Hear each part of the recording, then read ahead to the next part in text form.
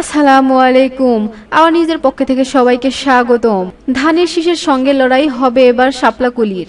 এনসিপির মুখ্য সমন্বয়ক নাসির উদ্দিন পাটোয়ারি বলেছেন, নির্বাচনী প্রতীক নির্ধারণ ও নিবন্ধনের প্রক্রিয়া নিয়ে নির্বাচন কমিশনের ইসি ধীরগতিতে অসন্তোষ প্রকাশ করেছে জাতীয় নাগরিক পার্টির এনসিপি। তবে দলীয় স্বার্থ বিবেচনায় ইসির প্রস্তাবিত প্রতীক শাপলাকলি গ্রহণ করে দ্রুত নির্বাচনের মাঠে নামার প্রস্তুতি নিচ্ছে তারা। দলটির নেতারা জানিয়েছেন, তারা এককভাবে ৩০০ আসনের নির্বাচন করবে। আগামী জাতীয় সংসদ নির্বাচনে ধানের শীষের সঙ্গে হাড্ডাহাড্ডি লড়াই হবে শাপলাকলির। রোববার ২ নভেম্বর আগারগাঁওয়ের নির্বাচন ভবনে প্রধান নির্বাচন কমিশনারের সঙ্গে বৈঠক শেষে সাংবাদিকদের এসব কথা বলেন এনসিপির মুখ্য সমন্বয়ক।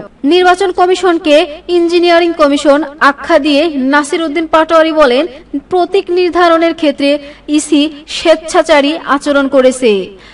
নির্বাচন কমিশন খুব ধীর গতিতে চলাফেরা করছে। আমরা অনেক আগে আবেদন করেছিলাম, এ পর্যন্ত তারা কোনো সমাধান করতে পারেনি।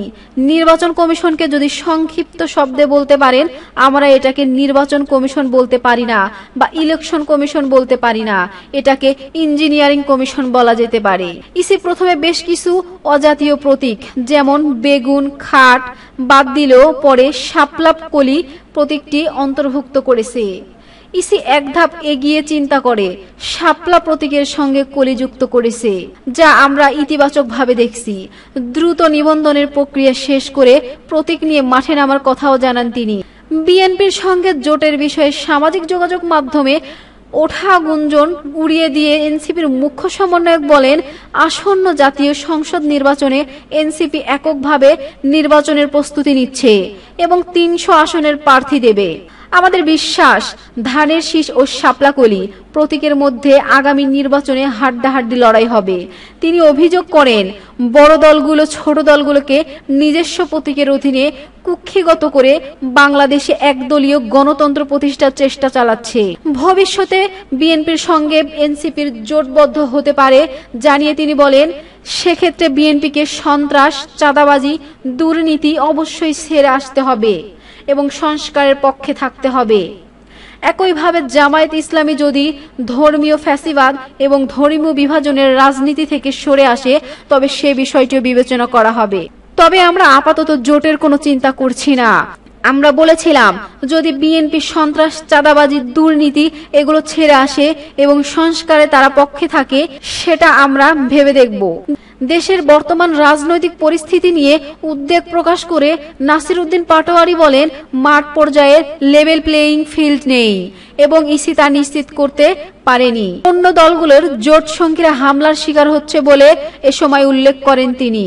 আইন মন্ত্রণালয় ও রাজনৈতিক ব্যক্তিদের মধ্যে গোপন প্রেমের কারখানা তৈরি হয়েছে মন্তব্য করে এনসিপির মুখ্য সমন্বয়ক বলেন, এটি গণতন্ত্রের যাত্রা ব্যাহত করেছে। গণভোট নিয়ে বিএনপি ও জামায়াতকে মুখোমুখি অবস্থানে না থাকার আহ্বান জানিয়ে নাসির উদ্দিন পাটোয়ারি বলেন, কারণ এতে নির্বাচন পেছানোর সম্ভাবনা তৈরি হতে পারে। গণভোট নির্বাচনের দিন বা আগে হলে ফলাফল একই থাকবে। নিজের শেষ নির্বাচন নিয়ে ফখরুলের আবেগঘন পোস্ট। বিএনপির মহাসচিব মির্জা ফখরুল ইসলাম আলমগীর জানিয়েছেন, আসন্ন ত্রয়োদশ জাতীয় নির্বাচন তিনি ঠাকুরগাঁও ১ আসন থেকে তার রাজনৈতিক যাত্রার শেষ নির্বাচনে অংশ নিচ্ছেন। মির্জা ফখরুল তার ভেরিফাইড ফেসবুক পেজে এক স্ট্যাটাসে বলেন, মহান আল্লাহর রহমতে বিএনপি আমাকে ঠাকুরগাঁও ১ আসনে মনোনীত করেছে। আমি বেগম খালেদা জিয়া, তারেক রহমান এবং দলের সব নেতা কর্মীদের আমার কৃতজ্ঞতা ও ধন্যবাদ জানাই। দলের সব নেতাকর্মীকে জানাই আন্তরিক ধন্যবাদ আজীবন আমার সঙ্গে থাকার জন্য। তিনি আরো ব্যক্তিগত কিছু স্মৃতি কথা তুলে ধরে বলেন, আমরা যারা সারা জীবন রাজনীতি করেছি, জেল খেটেছি, আমাদের নিজেদের একটা গল্প থাকে, অনেকেই তা জানে না।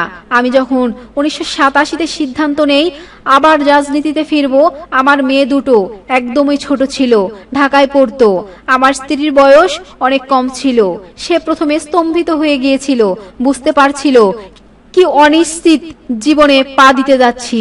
আমার মেয়ে দুটোর হাত ধরে সে নিয়ে গেছে স্কুলে, ডাক্তারের কাছে। মনে পড়ে আমার বড় মেয়ের একটা অপারেশন হবে।